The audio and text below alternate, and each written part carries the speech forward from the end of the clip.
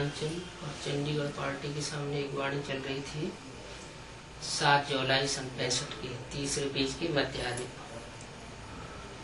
मध्यांत में बात चल रही थी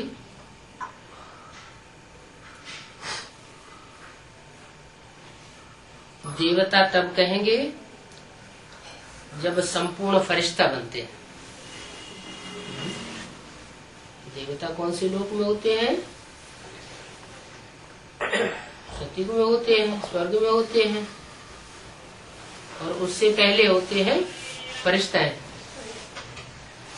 फरिश्ता बन करके फिर बाद में बनते हैं बिंदु परमधाम में, और वहां से लौटते हैं तो स्वर्ग में देवता बनते हैं। तुमको अभी देवता नहीं कहेंगे।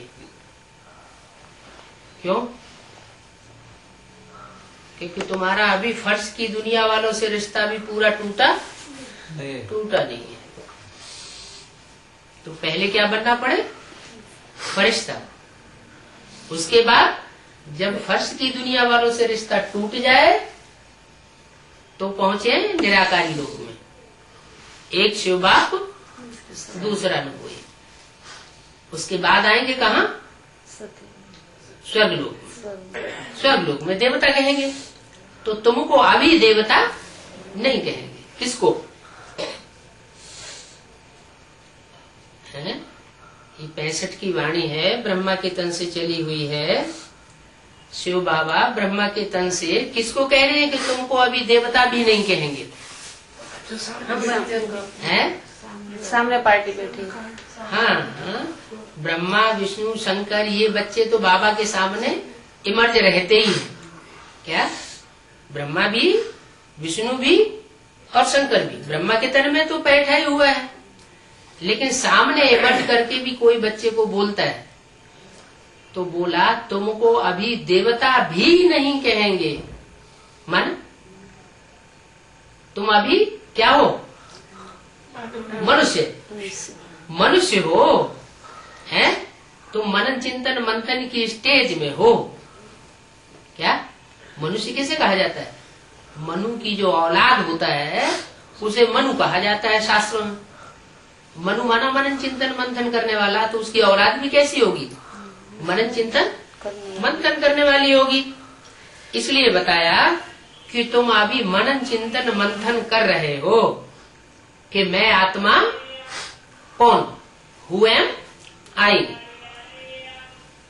देवताएं तो सतयुग में होते हैं, वो तो सत्य का युग है, और ये है झूठ खंड। तुम्हारा दैवी धर्म है ब्रह्मा देवताय नमः, विष्णु देवताय नमः, ये कहते हैं ना। क्या कहते हैं? शिव परमात्मा ही नमः। क्यों? ब्रह्मा विष्णु के बाद शिव परमात्मा ही नमः क्यों कहते हैं? शंकर देवताय नमः क्यों नहीं कहते हैं?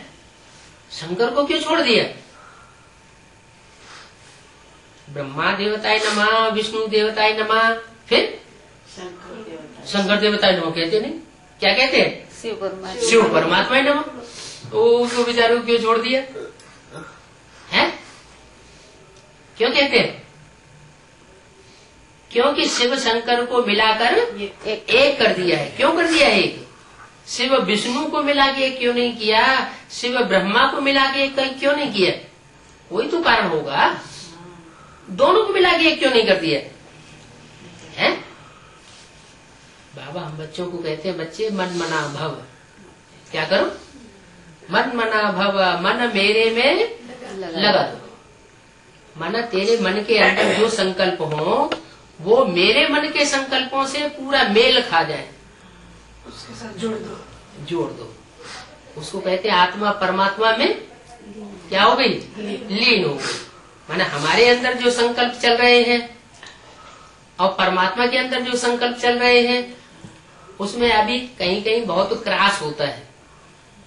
वो क्रास होना बिल्कुल बंद हो जाए। जो आत्मा में है सो परमात्मा में हो, परमात्मा की बात ही हमारे अंदर गूंजे। जो परमात्मा चाहता है हम वही करें, वही बोलें, वही सोचें। तो बोला कह देते हैं ब्रह्मा देवताय नमः, विष्णु देवताय नमः, शिव परमात्माय नमः, लेकिन जानते नहीं है उसके पीछे कि शिव परमात्मा को नमन क्यों करते हैं। शिव शंकर इन देवताओं इनको मिलाकर के एक क्यों कर दिया है कि जरूर कोई पुरुषार्थी ऐसा बच्चा है, शंकर भी तो बच्चा है ना, जिसने अपने को परमात्मा शिव के साथ लीन करके एक कर दिया, इसलिए वो पहले एक हो गया। वो अलग बताते हैं, सबसे पहला पार्ट शिव शंकर अलग है। हाँ। फिर शंकर कौन? वो पहले मिलकर के एक हो गया। तो जो पहले ओटे सो अर्जुन, जो पहले करे सो अर्जुन पहले नंबर। इसलिए कह देते हैं शिव परमात्मा नाम। दुनिया ने शंकर को ही परमात्मा समझ लिया। वास्तव में शिव की आत्मा अलग और शंकर की आत्मा अलग। तो कह देते हैं न कि ब्रह्मा परमपिता परमात्मा नमः कहेंगे क्या, और क्लियर कर दिया कि ब्रह्मा को परमपिता परमात्मा नहीं कह सकते। किसको कह सकते हैं? शिव को ही कहते परम नहीं, ब्रह्मा भी नहीं, विष्णु भी नहीं, शंकर के थ्रू ही परमपिता परमात्मा नमः कहा जा सकता है। जबकि उन्हों को ही देवता कहते हैं, फिर अपन को परमपिता क्यों कहते? सब परमपिता के रूप कैसे हो सकते? वो सन्यासी तो शिव हम कह के बैठ जाते क्या? जब ब्रह्मा और विष्णु को ही परमात्मा नमः नहीं कहते, तो ये साधु सन्यासी अपने को शिव के बना करके कैसे बैठ गए? शिव हम कह के कैसे बैठ जाते हैं? शिव हम कहते हैं। यह भी ड्रामा में भूल है। ये उनकी ड्रामा में भूल है। क्या भूल है? कि उन्होंने अपनी अपनी आत्मा को ही परमात्मा समझ लिया। वास्तव में परमात्मा जिस मुकर्रर रथ में प्रवेश करता है, वो आत्मा सो परमात्मा का स्वरूप थोड़े समय के लिए इस संसार में बनकर प्रत्यक्ष हो जाता है। बाकी ऐसा नहीं कि वो भी हमेशा के लिए परमात्मा हो जाए। शिव परमात्मा अलग, परमपिता परमात्मा अलग, और जो सुप्रीम पार्ट बजाने वाली सुप्रीमेसी हीरो पार्टधारी आत्मा है वो अलग। तो ये भी ड्रामा में भूल है। क्या भूल है? सबसे बड़ी बड़ी भूल है दो, कौन सी बताइए? एक तो परमात्मा को सर्वव्यापी बता दिया। वास्तव में परमात्मा सर्वव्यापी नहीं है। इसका फाउंडेशन भी कहाँ पड़ता है?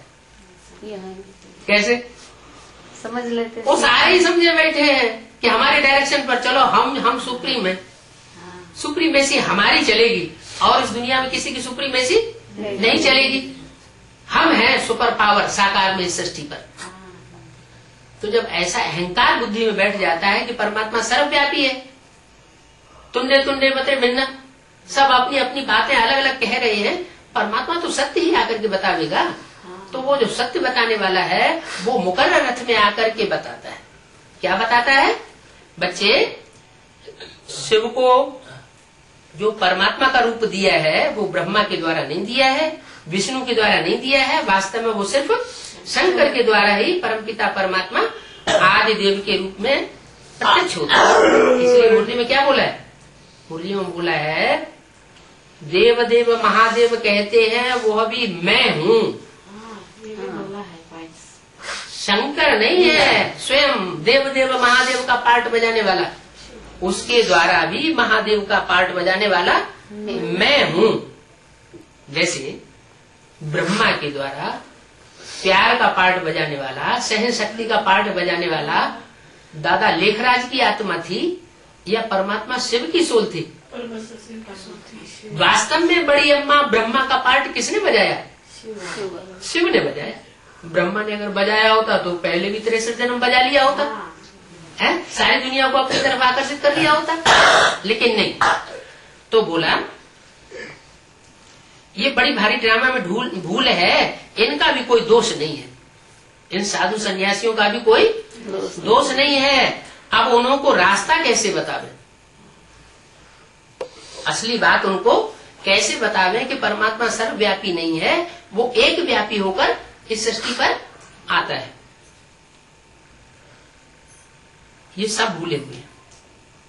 अब उनको भूल बतावे कौन? किस्म किस्म के अथाह रास्ते बताते रहे।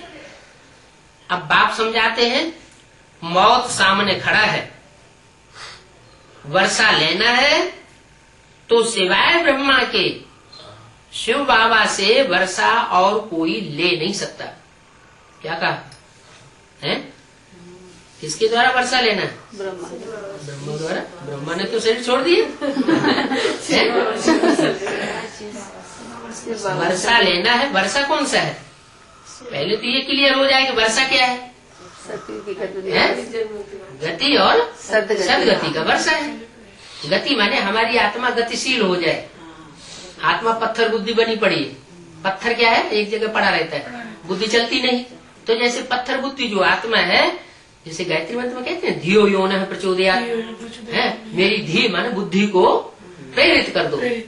तो सबसे बड़ी बात तो बुद्धि है ना, है? तन बल है, धन बल है, जन बल है, और सबसे बड़ा है मनोबल। तो जो मनोबल अगर क्षिप्र हो जाए, तीखा हो जाए, तो जैसे हमारी आत्मा तीखी हो गई। तो वो आत्मा को शक्तिशाली बनाने के लिए पहला वर्षा है गति। बुद्धि गतिशील हो जाए। क्या?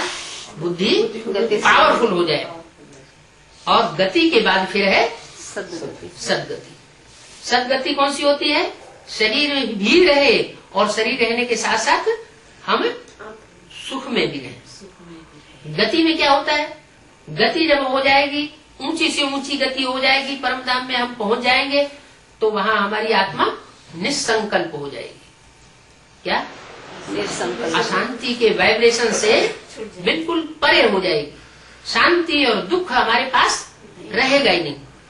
तो वर्षा सुख शांति का गति सदगति माना, सुख और शांति। तो वर्षा अगर लेना है तो सिवाय ब्रह्मा के शिव बाबा से कोई वर्षा ले नहीं सकता। अब बताओ ब्रह्मा कहाँ से आएगा? ब्रह्मा तो चला गया, ब्रह्मा तो गए, भले चले गए, लेकिन अव्यक्त वाणी में बता दिया, जैसे तुम बच्चे सेवा स्थान चेंज करते हो, वैसे ब्रह्मा बाप ने सेवा स्थान चेंज किया है। इसका मतलब पहले माउंट आबू में सेवा स्थान था, अब माउंट आबू से छोड़ करके उन्होंने सेवा स्थान कोई दूसरी जगह परिवर्तन कर दिया। राजधानी कहाँ जमानी है? राजधानी दिल्ली में जाना। जब तक राजधानी स्थापन नहीं हुई है तब तक विनाश नहीं हो सकता, और जब तक विनाश नहीं होगा तब तक दुनिया का कल्याण, पूरा कल्याण नहीं हो सकता।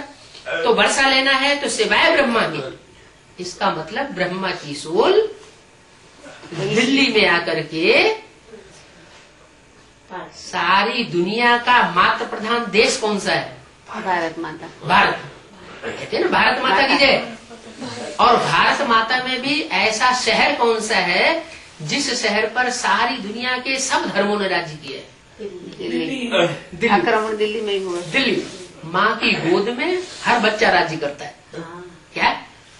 तो दिल्ली है वास्तव में जगत अम्बा। क्या? जगत अम्बा का रूप।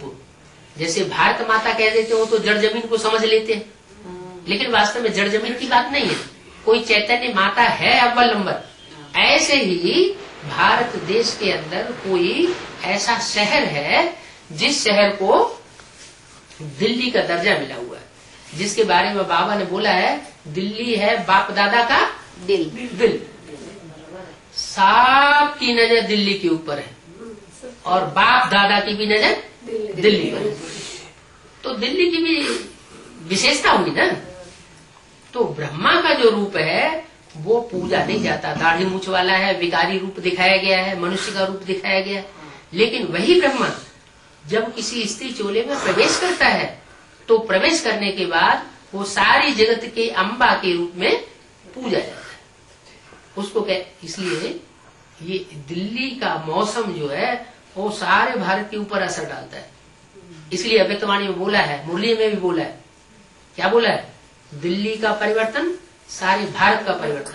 दिल्ली का सुधार सारी दुनिया का सुधार हो जाता है। दिल्ली के ऊपर सारा मदार, तो दिल्ली के ऊपर ज्यादा राजधानी स्थापना करने के लिए ज्यादा वजन देना पड़े, तो बोला सिवाय ब्रह्मा के शिव बाबा से कोई वर्षा ले नहीं सकता। माने वो ब्रह्मा की सोल अभी भी कोई माता के अंदर अपना पार्ट बजाय रही है। ब्रह्मा माने जब बड़ी माँ, लेकिन बड़ी माँ का वो रूप तो दाढ़ी मूछ वाला था, पुरुष तन था, इसलिए उस रूप की पूजा नहीं होती, क्योंकि पुरुष तन सारे ही बता दिए दुर्योधन दुशासन। क्या पुरुष तन सारे ही बता दिए मुरली में, सब दुर्योधन दुशासन।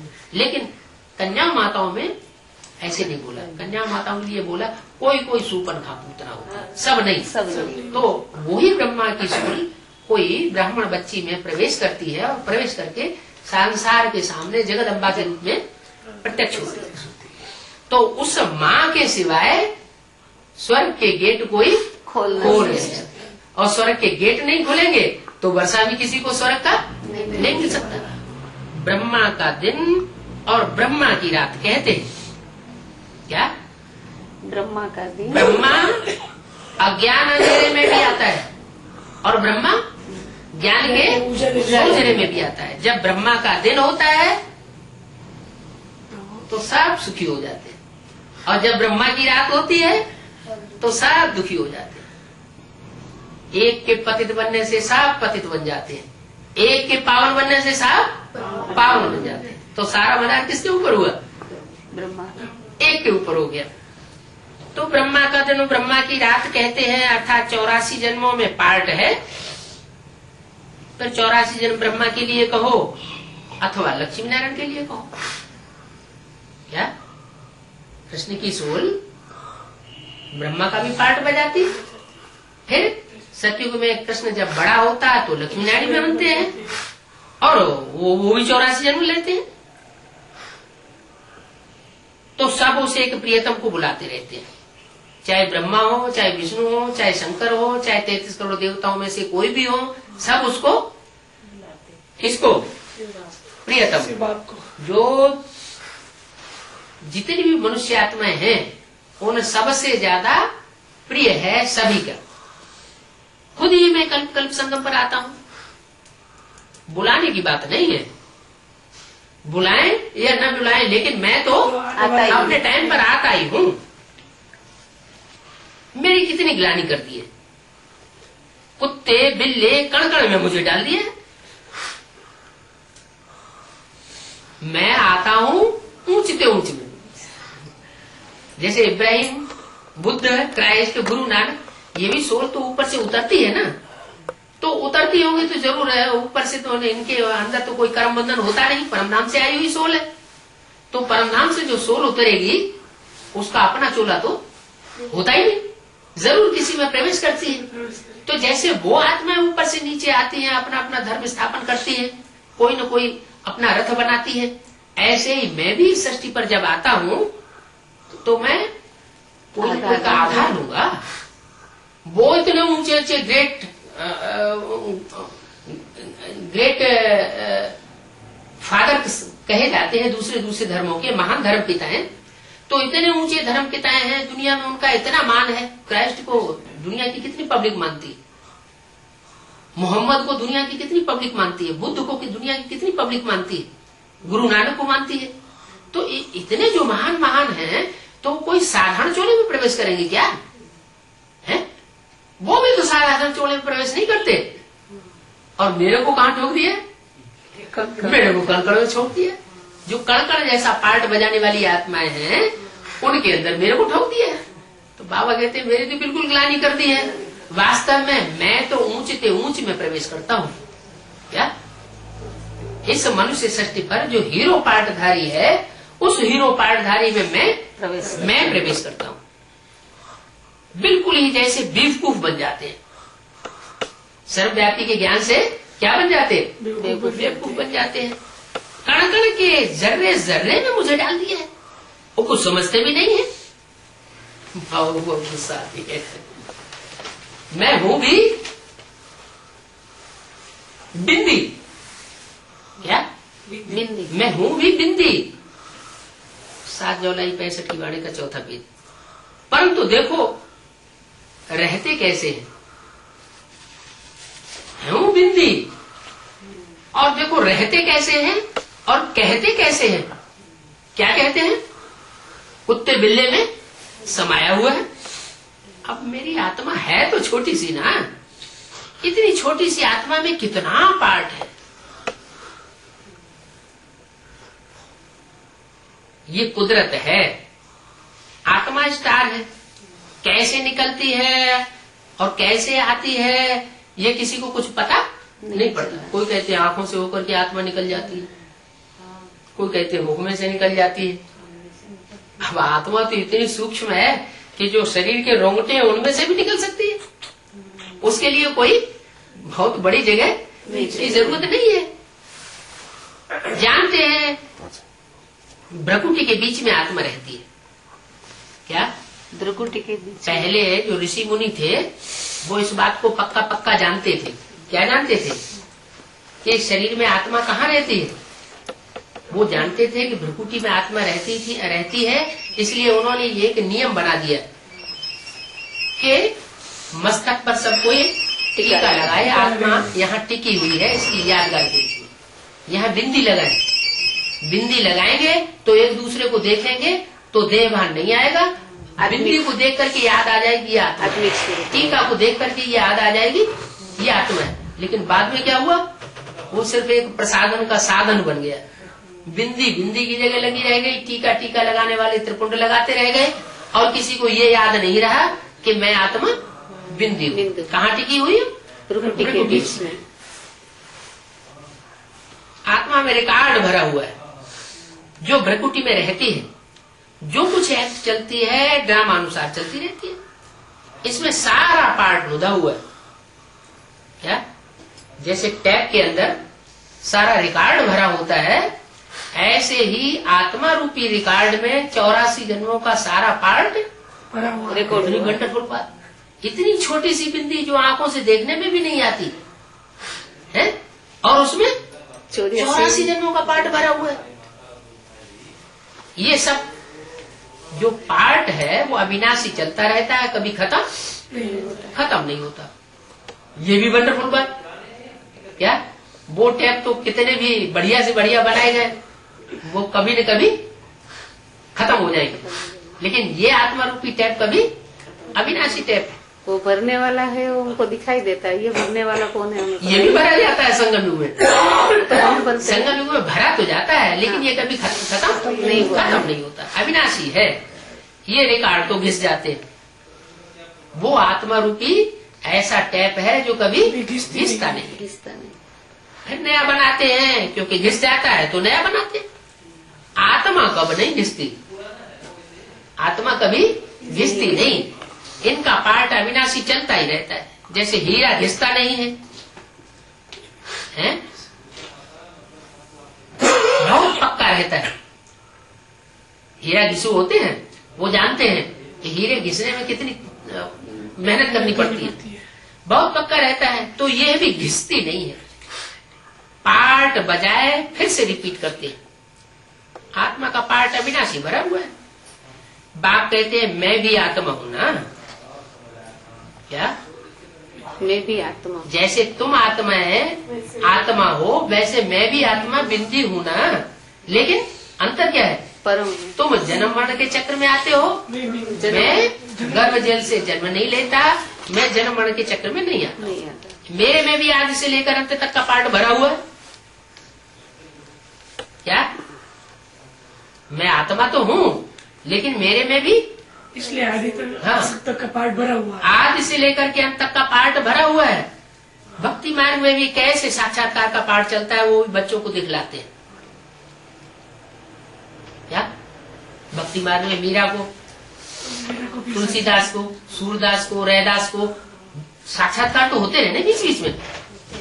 तो कैसे पार्ट चलता है वो भी बच्चों को दिखलाते हैं। पार्ट लुधा हुआ है, पार्ट बिगर कुछ भी कर नहीं सकते। क्या? जो पार्ट लुधा हुआ है उसके बिगर आत्मा कुछ कर नहीं सकती। ड्रामा अनुसार पार्ट बजाते रहते हैं। इस ड्रामा चक्र को भी समझना बहुत सहज है। 500 करोड़ मनुष्य आत्माओं में से ऐसी एक भी आत्मा नहीं बचेगी जो इस चक्र को नटशेल में न जान ले। क्या? अपने अपने जन्मों का पार्ट जो है हर आत्मा को जानकर तब वापस जाना। अभी हम तैयारी कर रहे हैं। क्या? ये ड्रामा का चक्र समझने की अभी हम तैयारी कर रहे हैं। बाबा लेने के लिए आए हैं। क्या? आए हैं, चले नहीं गए। बाबा लेने के लिए आए हैं।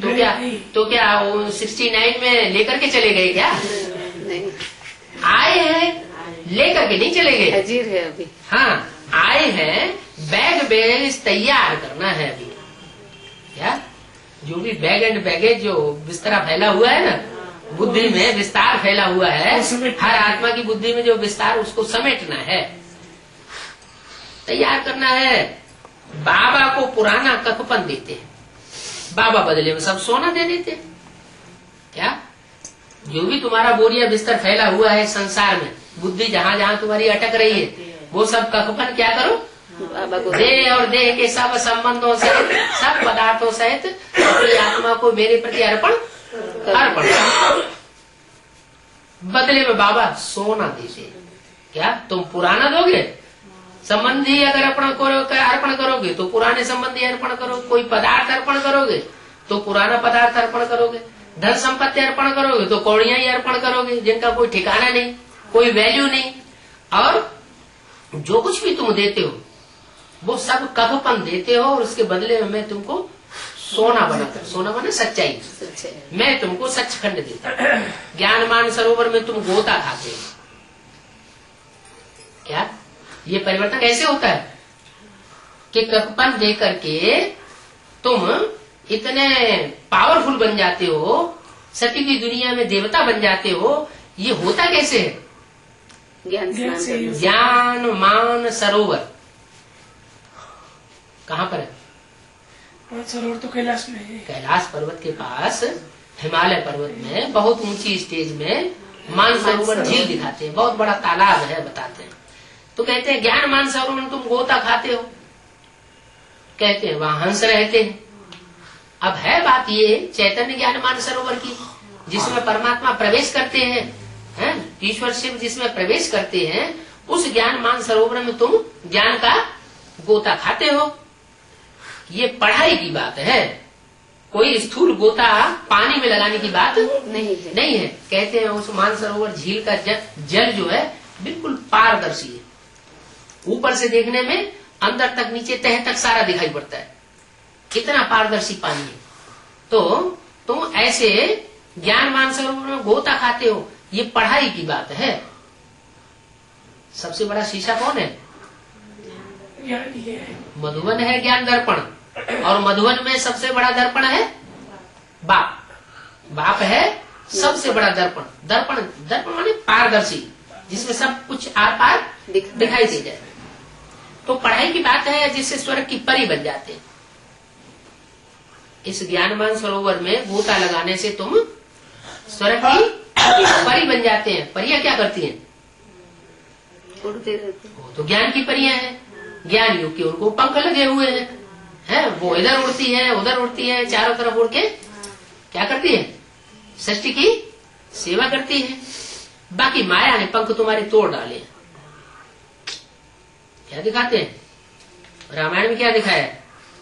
जटायु पक्षी के पंख रावण ने काट दिए। तो माया रावण ने तुम्हारे पंख तोड़ डाले हैं। कौन से पंख तोड़ डाले? ज्ञान और योग के हैं, ज्ञान और योग के पंख तोड़ डाले हैं। जब ज्यादा माया आक्रमण करती है तो बाबा की याद आना भूल जाते हैं, या तो याद आती नहीं है, या तो बड़ी मुश्किल से याद आती है, बुद्धि में से ज्ञान सारा निकल जाता है। तो माया जटायु ने तुम्हारे पंख तोड़ डाले हैं, उड़ नहीं सकते हैं। हम याद की अवस्था में बहुत ऊंची स्टेज में उड़ना चाहते हैं, लेकिन हमारी बुद्धि इसी दुनिया में पड़ी रहती है, हम ऊंचे नहीं उड़ पाते। ये समझने की बातें हैं। क्या समझाया जाता है? आत्मा कैसे रॉकेट है। जैसे वो रॉकेट बहुत तीखा उड़ता है, ऐसे आत्मा भी बहुत तीखा रॉकेट है। रॉकेट जब ऊपर में जाते हैं तो समझते हैं खुदा के निंदक बन जाते हैं। ऊपर में जाते हैं खुदा के निंदक बन जाते हैं।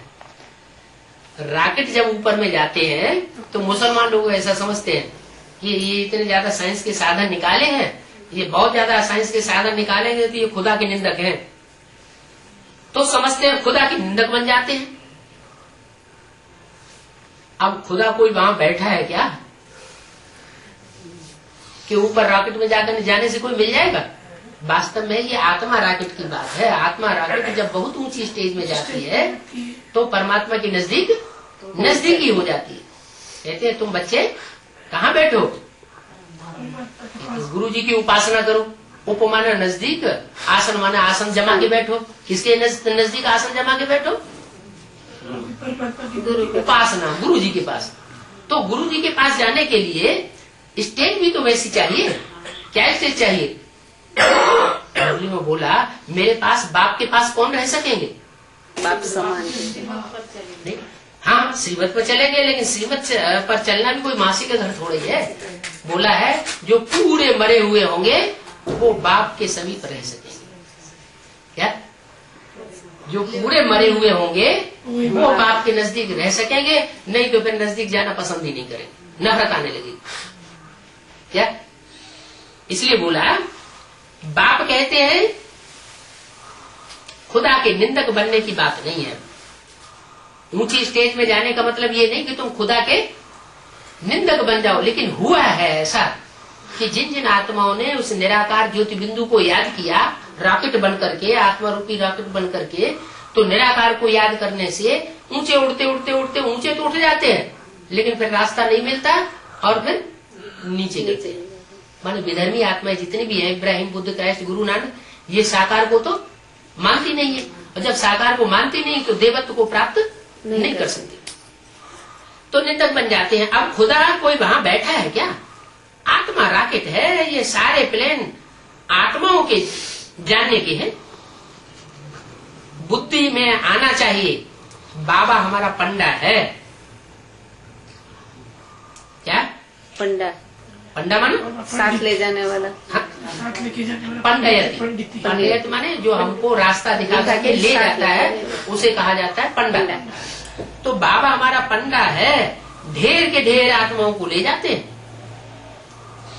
किसको ले जाते हैं? पंडा तो है, वो पंडे तो जिस्मों को ले जाते हैं, जिस्म की यात्रा कराते हैं, और हमारा पंडा आत्माओं बुद्धि की यात्रा करना सिखाते हैं। बुद्धि ऐसी श्रेष्ठ बन जाती है, बुद्धि ऐसी सूक्ष्म बन जाती है कि हम परम धाम तक की सैर आसानी से कर सकते हैं। परम धाम से भी परे हम स्वर्गलोक के भी नजारे यहाँ बैठे बैठे देख सकते हैं। तो ढेर ढेर आत्माओं को ले जाते हैं। बाप कहते हैं मेरा काम ही ये है। कौन सा काम है? आत्माओं को ऊंची स्टेज में ले जाना और सही रास्ता दिखाना। ऐसे नहीं कि ले जाए और फिर बीच में हम भटक जाए। मैं सहज राजयोग और ज्ञान सिखाता हूँ। जो राजयोग सिखाता हूँ वो कोई हठ योग नहीं है, कठिन योग नहीं है। मैं बहुत सहज करके समझाता हूँ। राजयोग की बात भी सहज करके समझाता हूँ, और जो राजयोग सिखाता हूँ वो भी बहुत सहज है। मैं नॉलेजफुल हूँ। किस बात का नॉलेजफुल हूँ? सृष्टि के आदि मध्य अंत का तो नॉलेजफुल हूँ ही, लेकिन सहज रीति से मुश्किल को सहज कैसे किया जाए उसके लिए भी मैं नॉलेजफुल हूँ। इनमें बैठ तुमको अपना परिचय देता हूँ। क्या कहा? इनमें बैठ, इनमें बैठ, इसमें बैठ नहीं। इसमें नहीं, इसमें क्यों नहीं कहा? वो तो एक वचन हो जाता है। हाँ, एक वचन माने इसमें भी बैठता हूँ, कृष्ण की सोल में भी आता हूँ। और इनमें इसलिए कहा कि कभी कृष्ण की सोल, कभी राम की सोल। जैसे बैल के लिए बताया ना कि बैल के सिंग पर पृथ्वी रखी हुई, धरणी किसके? बैल के सिंग पर रखी हुई। शास्त्रों में दिखाते हैं जब ये सिंग थक जाता है तो यूं करते हैं, तो दूसरे सिंग पर पृथ्वी को ले लेते हैं। अब ऐसी तो कोई बात बैल की बात है नहीं। वास्तव में ये दो बैलों की जोड़ी है। ये दो आत्माएं हैं विशेष, जिन आत्माओं के द्वारा शिव बाबा अपना कार्य करते हैं, कराते हैं, करण करा बना रहे हैं। इनमें बैठ मैं तुमको अपना परिचय देता हूँ। क्या? इनमें बैठने मैं बिना इनमें बैठे परिचय नहीं दे सकता। नहीं सकता। मेरा परिचय मेरे सिवा और कोई दूसरा इस संसार में दे नहीं सकते। दे नहीं सकता। शास्त्रों में भी क्या कह दिया है, जे ही जानो ते ही देव जनाई। हाँ, जिस पर तुम्हारी रहमत हो जाती है उसको तुम्हारा परिचय, परमात्मा का परिचय, परमात्मा का ज्ञान मिल जाता है।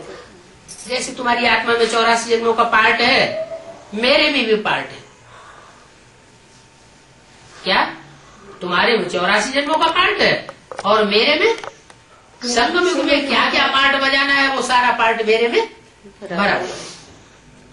मैं बजाता हूँ, तुम्हारा पार्ट जास्ती है। क्यों?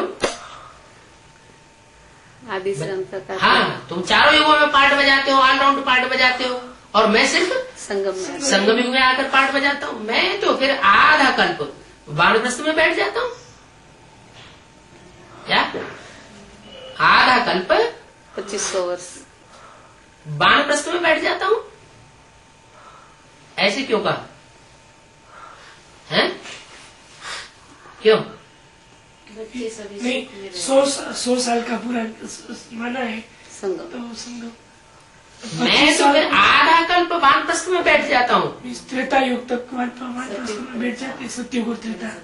सत्ययुग वानप्रस्थ में बैठ जाते हैं, फिर द्वापर युग में आ जाते हैं क्या? नहीं। फिर क्यों कहा? मैं तो फिर आधा कल्प वानप्रस्थ में बैठ जाता हूँ। है? तो जो वाणी से परे हो जाता हूँ। उसके बाद साक्षात्कार पार्ट, शुरू होता है। साक्षात्कार कराने का पार्ट प्रैक्टिकल शुरू हो जाता है। जाता है। तुम्हारा ऑलराउंड पार्ट। कहते हैं भगवान की प्रेरणा आई सृष्टि रचने की। क्या जब बच्चे सारे दुखी हो जाते हैं तो भगवान को प्रेरणा आई कि सृष्टि रचे, नई सृष्टि रचे। अब समझते नहीं है। बाप कहते हैं मेरा पार्ट आता है तो मैं इस साधारण तन में आए तुमको राजयोग सिखलाता हूँ। क्या? किसके द्वारा राजयोग सिखलाता हूँ? साधारण साधारण तन में। साधारण तन में कौन सा साधारण तन? दादा लेखराज का तो लंबा चौड़ा गोरा चिट्ठा राजाओं जैसी पर्सनालिटी थी, उसको साधारण तन कैसे कहें? हैं? नहीं कहें। क्यों? पर्सनालिटी के हिसाब से पर्सनालिटी के हिसाब से साधारण तन तो नहीं कहा जा सकता। वो तो राजाओं जैसा पर्सनालिटी वाला शरीर था। तो कहा मैं साधारण है, गरीब नवाज जो हाँ, मैं गरीब में आकर के तुमको साधारण तन में आकर के सारा राजयोग की बात सिखाऊंगा। राजयोग जो है जिसमें राज भरा हुआ है वो राजयोग मैं साधारण तन में आकर के सिखाता हूँ। ब्रह्मा के तन के द्वारा राजयोग सिखाने की बात नहीं है। मैं गर्भ में तो नहीं आता हूँ। ये राजयोग सिखाने के लिए मैं गर्भ में नहीं आता हूँ। पतित मनुष्य में आए राजयोग सिखाऊंगा कि कचमच में आऊंगा? है? मना जानवरों में आकर के मुझे पढ़ाई पढ़ाने की दरकार नहीं है, क्योंकि जानवरों को थोड़ा ही करना है। मनुष्य सुधरता है तो सारी दुनिया सुधर जाती है, मनुष्य बिगड़ता है तो सारी दुनिया बिगड़ जाती है। क्यों? आपने बोला ही है मनुष्य के ऊपर ये बलार क्यों है? क्योंकि मनुष्य पतित हो जाते तो उसको पावन बनाने नहीं, की मनुष्य जो है उसमें मन प्रधान है। दूसरे जीव जंतुओं में मन बुद्धि की प्रधानता नहीं है। तो वाइब्रेशन को जितना कंट्रोल मनुष्य कर सकता है उतनी दूसरी आत्माएं, जीव जंतुओं की आत्माएं, पशु पक्षी जो है, कीड़े मकोड़े, वो वाइब्रेशन को कंट्रोल नहीं कर सकते। इसका उदाहरण जंगल में जो जानवर रहते हैं उनको कोई हॉस्पिटल होते हैं क्या? वो स्वस्थ रहते हैं।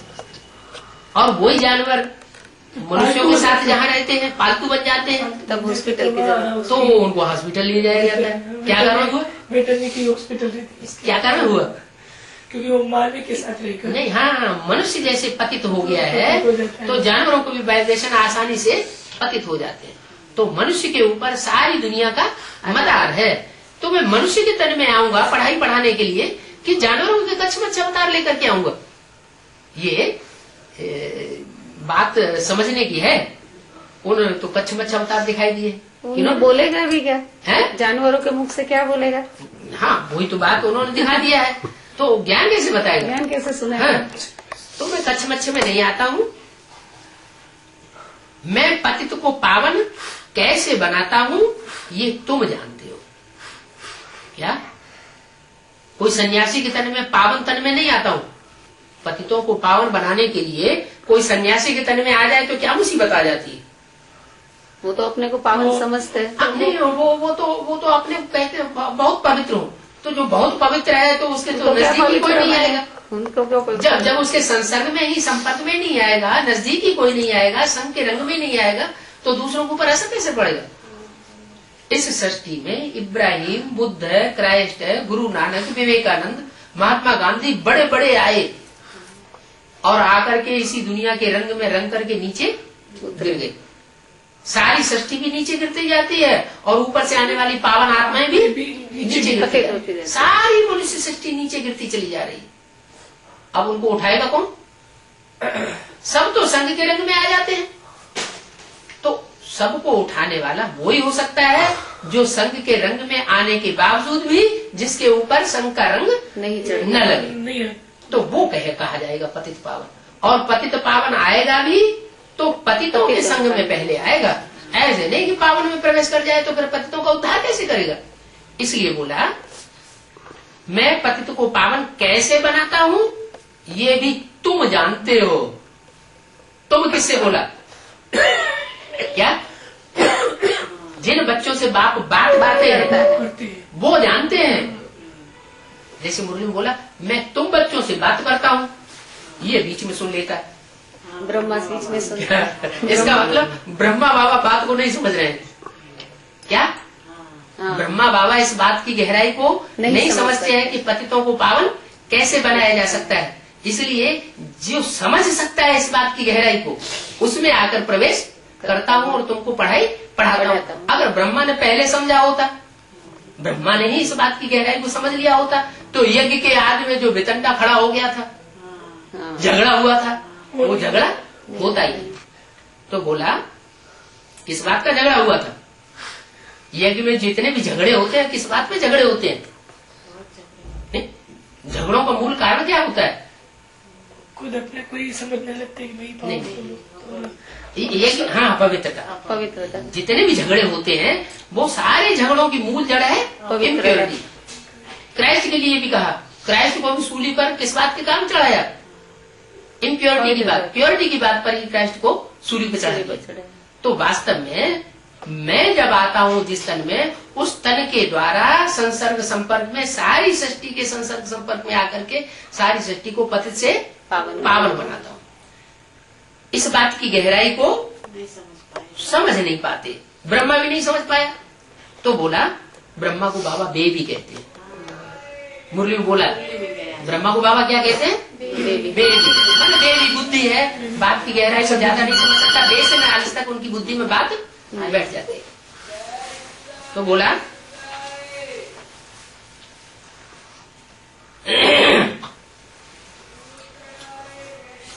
तुम जानते हो इस बात को और कोई नहीं जानते। तुम किससे कहा जाता है, जो सामने सन्मुख बैठे, जो बाबा के सन्मुख राजयोग सीखने वाले बच्चे बैठे होंगे। 69 में ब्रह्मा बाबा ने शरीर छोड़ा, 69 में ब्रह्मा बाबा ने शरीर छोड़ करके तो कोई जगदम्बा बच्ची में अपना काम करना शुरू किया। वो तो जगदम्बा हो गई। तो जगत पिता भी क्या ऊपर छोड़ चला जाएगा। जगत पिता भी कोई बच्चे को आधा बना करके अपना काम करता है। तो जगत पिता जो है उन बच्चों को सामने रख करके ये बात बोलता है मुरली में इमर्ज करके कि तुम इस बात को जानते हो कि पतित को पावन कैसे बनाता हूँ, कैसे बैठ शिक्षा देता हूँ। परम पिता परमात्मा आकर सहज राजयोग और ज्ञान सिखलाकर विश्व का मालिक बनाते हैं।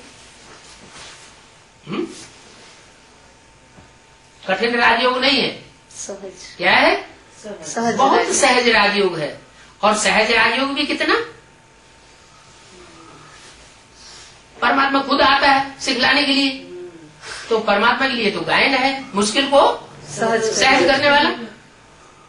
आयकर सहज राजयोग और ज्ञान सिखलाकर विश्व का मालिक बना देता हूँ। ये कार्य दुनिया में और कोई भी टीचर, कोई भी गुरु नहीं कर सका। क्या कि कोई गुरु ने हिटलर को, मुसोलिनी को विश्व का मालिक नहीं बनाया होता, कोई नहीं बना सका। तो ये कार्य करने के कारण उनको जादूगर भी कहते हैं। क्या? जादू ऐसा जादू सिखाते हैं कि सारे विश्व का मालिक बनाए देते हैं। क्योंकि नरक को स्वर्ग बनाते हैं ना। जैसे जादूगर क्या कहते हैं, जादूगर भी क्या करते हैं, एक चीज को दूसरी चीज में कन्वर्ट कर देते हैं। तो नरक को स्वर्ग में कन्वर्ट करना ये भी एक जादूगरी की बात हो गई। और ये ऐसी जादूगरी दुनिया में कोई भी इब्राहिम, बुद्ध, क्राइस्ट, गुरु नानक, धर्म पिता ने आकर नहीं कर सके। क्या नहीं कर सके? नरक की दुनिया को स्वर्ग की दुनिया। वो इस दुनिया को नरक का और ज्यादा नरक बना दिया। क्या? जितने भी आए दुनिया और ज्यादा नरक बनती गई, लेकिन नरक को स्वर्ग किसी ने नहीं बनाया। तो मैं आकर के नरक को स्वर्ग बना देता हूँ, ऐसी जादूगरी करता हूँ। तुमको सारा राज अच्छी रीति समझाते हैं। क्या? नरक को स्वर्ग बनाने की जादूगरी कौन सी है, वो राज अच्छी तरह से तुम्हारी बुद्धि में बैठाता हूँ। सृष्टि का विनाश कैसे होगा ये भी तुम्हारी बुद्धि में बैठता है पहले, कि सृष्टि का विनाश कैसे होगा और कैसे विनाश कल्याणकारी। ये आपस में कैसे लड़ेंगे? कौन? कौरव और पांडव। नहीं, पांडव नहीं लड़ते। पांडव को तो लड़ाई लड़ना ही नहीं है। कौरव और यादव आपस में कैसे लड़ते हैं, ये तुम्हारी बुद्धि में बैठता है। रक्त की नदियां कैसे बहेंगी? क्या? रक्त की नदियां। रक्त की नदियां कैसे बहेंगी? रक्त भी दो तरह का होता है, एक सूक्ष्म, एक स्थूल। एक स्थूल। स्थूल खून जो होता है वो तो शरीर के अंदर दौड़ता है, और जो सूक्ष्म संकल्पों का खून है वो मन, बुद्धि, आत्मा के अंदर दौड़ता है। जैसे ये खून में भी दो तरह का खून होता है, एक शुद्ध, एक अशुद्ध। तो नसें नाड़ियां भी शरीर में दो प्रकार की है, एक काला खून बहाने वाली और एक नाड़ियां शुद्ध खून बहाने वाली। तो ऐसे ही ये परमात्मा की 16,000 नसें नाड़ियां हैं, श्रेष्ठ आत्माएं। आधी लेफ्टिस्ट और आधी राइटिस्ट। आधी निगेटिव खून बहाने वाली और आधी पॉजिटिव खून बहाने वाली। तो बोला रक्त की नदियां बहेंगी, निगेटिव और पॉजिटिव दोनों प्रकार के खून की नदियां बहेंगी। पहले तो ये सूक्ष्म विनाश होगा ब्राह्मण की संगम की दुनिया के अंदर। क्या? 76 में स्थापना विनाश की घोषणा की थी, मुरलियों में बोला था। सन 65 में मम्मा के शरीर छोड़ने के साथ ही साथ सन 66 में 4 चित्र बने थे। उन पुराने 4 चित्रों में जो माउंट आबू से बने थे साक्षात्कार के द्वारा, उन चित्रों में ये घोषणा कराई दी गई। वो चित्र अभी भी कहीं कहीं रखे हुए हैं कि 10 वर्ष में, आने वाले 10 वर्षों में दुनिया का विनाश होगा, लक्ष्मी नारायण का राज्य आएगा, पुरानी दुनिया का विनाश और नई दुनिया की स्थापना। तो स्थूल बुद्धि वालों ने स्थूल समझ लिया कि स्थूल दुनिया का विनाश हो जाएगा। अब हर काम सूक्ष्म में पहले संपन्न होता है कि पहले स्थूल में संपन्न हो जाता है। सूक्ष्म। अरे मकान भी बनाया जाता है तो पहले बुद्धि में खाका आता है, बुद्धि में खाका आने के बाद फिर कागज पे खाका खींचा जाता है, फिर कागज में बनाने के बाद फिर स्थूल में बनाया जाता है। तो नई दुनिया आने के लिए पहले तो बुद्धि में खाका आना पड़े। तो नई दुनिया का खाका जो है वो 76 में सबसे पहले कोई आत्मा की बुद्धि में आ जाता है, और उसको कहा जाता है सन 76 में परमात्मा बाप आते हैं। सन 76 को प्रत्यक्षता वर्ष मनाया गया। क्या? हमारे ब्राह्मण परिवार में सन 76 को प्रत्यक्षता वर्ष मनाया। तो ऐसा नहीं कि सन 76 से पहले बाप की प्रत्यक्षता का काम नहीं किया था, सेवा नहीं की। उससे पहले भी इस प्रत्यक्षता की सेवा की, उसके बाद में अभी तक भी प्रत्यक्षता की सेवा चल रही है। लेकिन सन 76 को ही प्रत्यक्षता वर्ष क्यों मनाया गया? इसलिए मनाया गया कि 60 में, सन 36 में जब परमात्मा ने प्रवेश जिस व्यक्तित्व में किया था वो उस समय 60 साल का था। क्या? मुकर्रर का। और वो 60 साल का रथ सन 76 में आके पूरा 100 साल का होगा। 100 साल। हाँ, तो वो मुकर्रर रथ जब 100 साल का पूरा हो गया तब उसमें परमात्मा प्रवेश करके, सुप्रीम सोल प्रवेश करके सहज राजयोग सिखाने का कार्य शुरू करते हैं। तो उस समय ये बात क्लियर होती है कि ब्राह्मणों की संगीत दुनिया में सन 76 से स्थापना और विनाश का कार्य असली रूप में शुरू हुआ। सन 76 से दिल्ली के अंदर नया संगठन ब्राह्मणों का बनना, एडवांस पार्टी का शुरू हो चुका था। और सन 76 से लेकर के अब तक भी वो कार्य स्थापना और विनाश का ज्यों का त्यों, जितनी जितनी स्थापना होती जाती है उतना उतना विनाश का कार्य भी बिल्कुल तैयार हुआ पड़ा है। क्या तैयारी है। हाँ, बिल्कुल तैयारी हुई। देर किस बात की है? राजधानी स्थापन हुई और विनाश शुरू हो गया।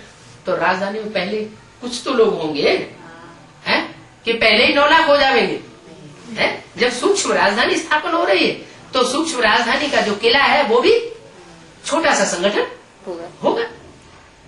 तो बोला रक्त की नदियां कैसे बहेंगी?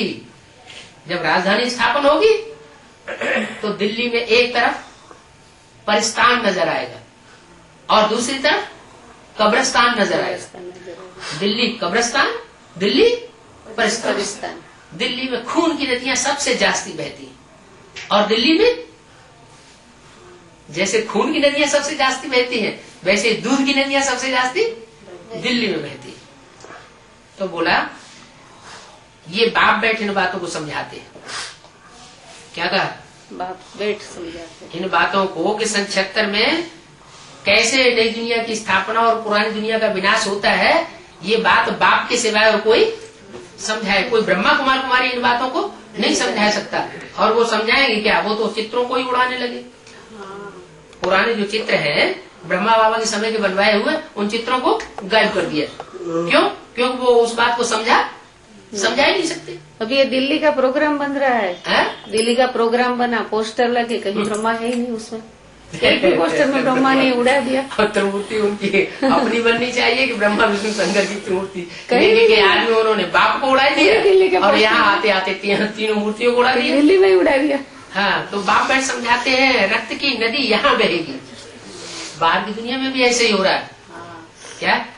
पहले जो नोट बनते थे ना 10 के, 100 के, 1000 के, 500 के, उनमें त्रिमूर्ति बड़ा सा डाला जाता था। ब्रह्मा विष्णु शंकर की यादगार 3 शेरों का चित्र डाला जाता था। अब वो चित्र उड़ा दिया। बाद में क्या किया?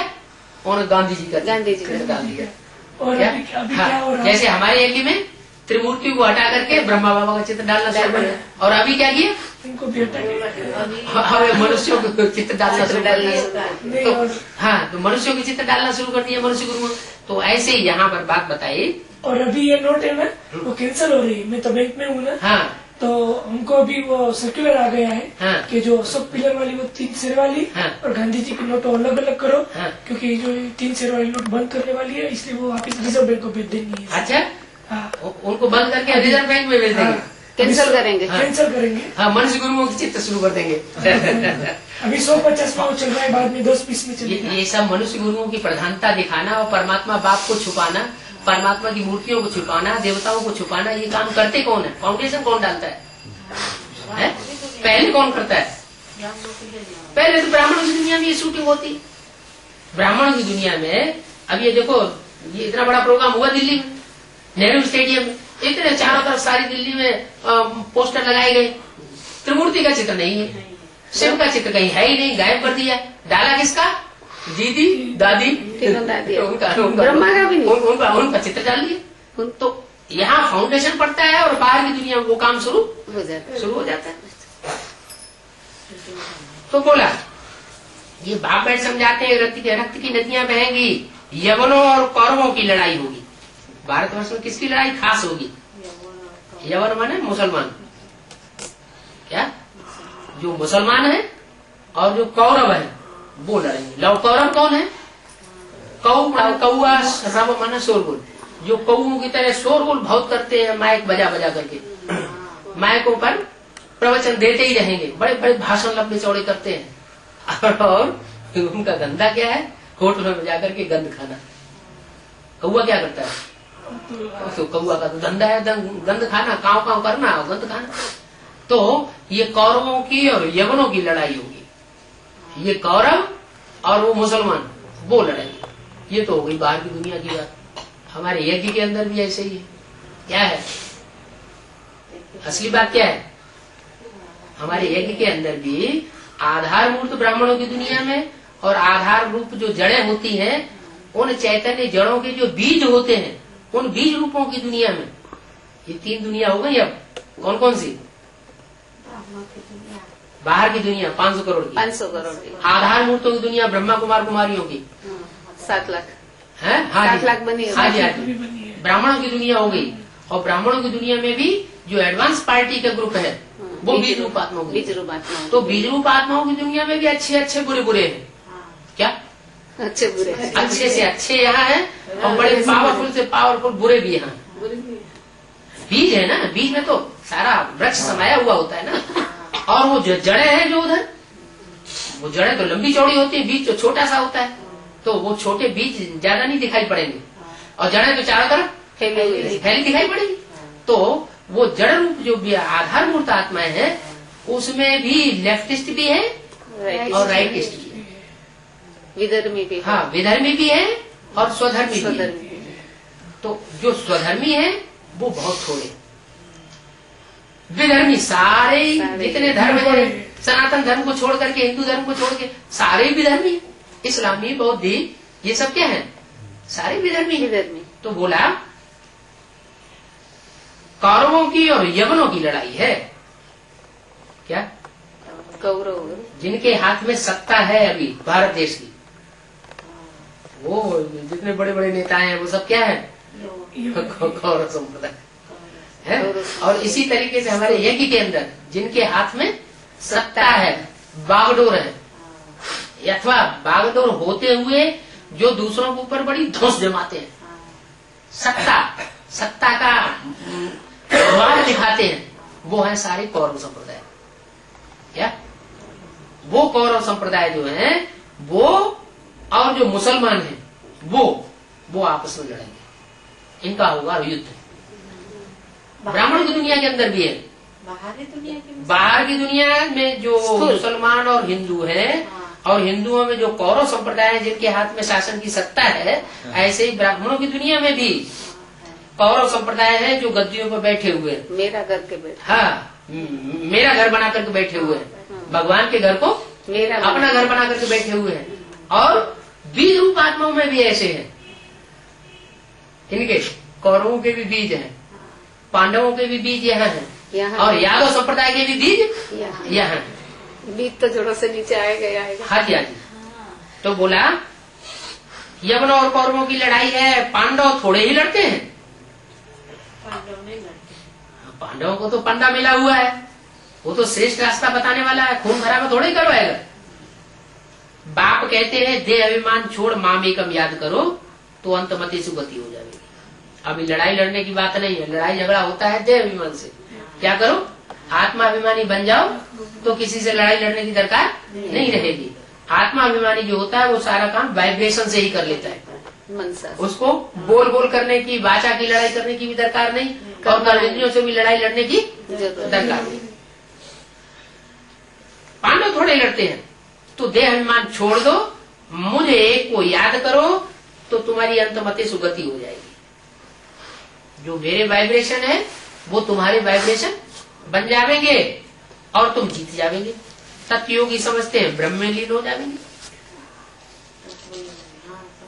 5 तत्व है ना, पृथ्वी, जल, वायु, अग्नि, आकाश, ये 5 तत्व है ना। रावण के सिर है ना, रावण के सिर 5 विकार हैं, और रावण के सिर 5 तत्व है।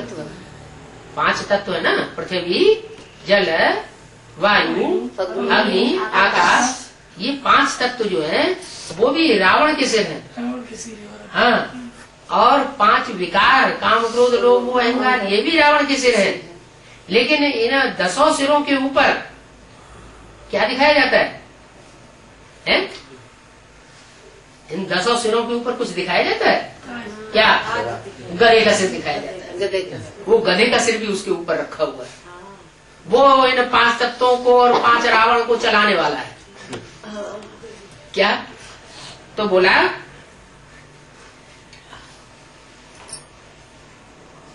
तो वो तो समझते हैं हम ब्रह्म में लीन हो जाएंगे। ब्रह्म कहो, ब्रह्मा कहो, वो ब्रह्मा की गोद में ही अपना शरीर छोड़ देना चाहते हैं। लेकिन बाबा कहते हैं ब्रह्म में कोई लीन होता ही नहीं। ब्रह्म कहो ब्रह्मा कहो, वहां लीन होने की बात नहीं। उनकी बुद्धि में तो वो ही आएगा, क्या? ब्रह्मा। परंतु ब्रह्म में लीन अथवा ज्योति में ज्योति समाता तो कोई नहीं है। बाप तो कहते हैं मन बना। सिर पर बोझा बहुत है, याद से विकर्म विनाश होंगे, नहीं तो धर्मराज द्वारा बहुत डंडे खाने पड़ेंगे। हमको तो बैठे बैठे शिव बाबा की याद में जाना चाहिए। अगर बहुत समय से याद नहीं करेंगे तो पिछाड़ी में वो अवस्था नहीं रहेगी। कौन सी? बहुत सन्यासी लोग बैठे बैठे शरीर छोड़ देते हैं। भक्तों की भी महिमा कोई कम नहीं है। ब्रह्मा हो, हम ब्रह्मास्त्र कहते हैं, ऐसे ऐसे बैठे बैठे चले जाते हैं। फिर भी पुनर्जन्म तो उनको लेना ही पड़ता है। मोक्ष की तो बात ही नहीं है। बाप कहते हैं हम सब आत्माओं को साथ ले जाऊंगा। क्या देह अभिमानियों को किसी को साथ? देह अभिमानियों को साथ नहीं ले जाऊंगा। किसको ले जाऊंगा? आत्माओं को साथ ले जाऊंगा।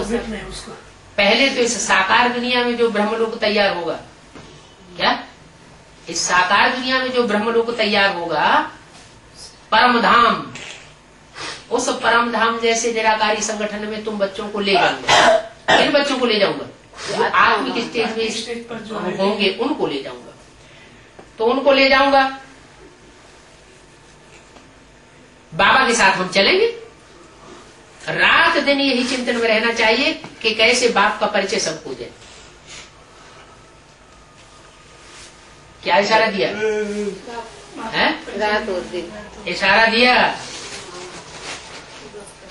कि तुम बच्चों को जो आत्मिक स्टेज में यहाँ स्थित हो जाएंगे, निसंकल्प की स्टेज पहले बना लेंगे, वो बच्चे इसी सृष्टि पर कोई स्थान होगा जहाँ परमधाम जैसा संगठित वायुमंडल होगा, वो बच्चे वहां जाकर रहेंगे। वो होगा निराकारी लोग। इसलिए मुरली में बोला तुम बच्चे परमधाम को भी इस सृष्टि पर उतार लेंगे।